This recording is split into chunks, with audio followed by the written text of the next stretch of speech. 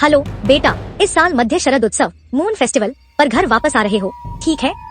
माँ की कॉल सुनकर वेयरवुल्फ भेड़िया आदमी पूरी तरह घबरा गया और सोच में पड़ गया। अगर वह अपनी पत्नी को लेकर घर जाता है तो वह गुफा में रहने की आदत कैसे डालेगी?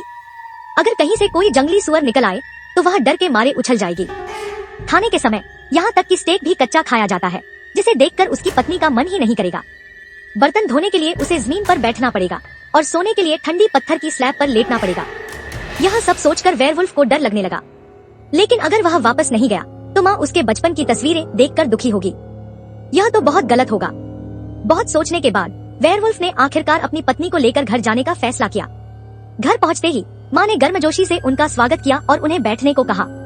जैसे ही उसकी पत्नी सोफे पर बैठी, सोफा अपने आप मसाज देने लगा। पत्नी को यह देखकर बहुत अच्छा लगा। यह तो उसकी कल्पना से बिल्कुल अलग था।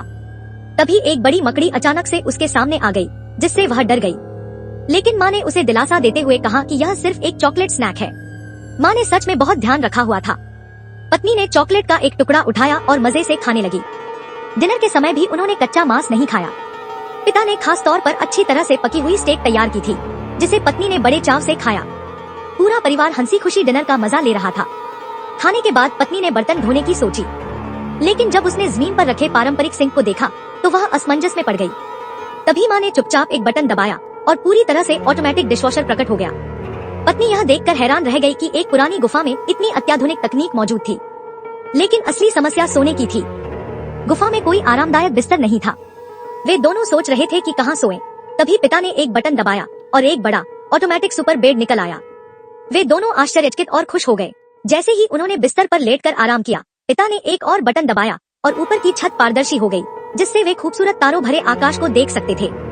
पत्नी बहुत आरामदायक महसूस करने लगी और जल्दी ही सो गई। जब पत्नी गहरी नींद में थी, वेयरवुल्फ चुपचाप उठकर अपने पिता के पास गया। दोनों ने दिल खोलकर बातें की।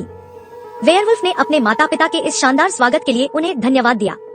तब पिता ने मुस्कुराते हुए कहा, अगर यह जगह सिर्फ 2 लोगों के लिए होती तो यह बस एक गुफा ही रहती, लेकिन जब तुम वापस आते हो तो यह एक घर बन जाता।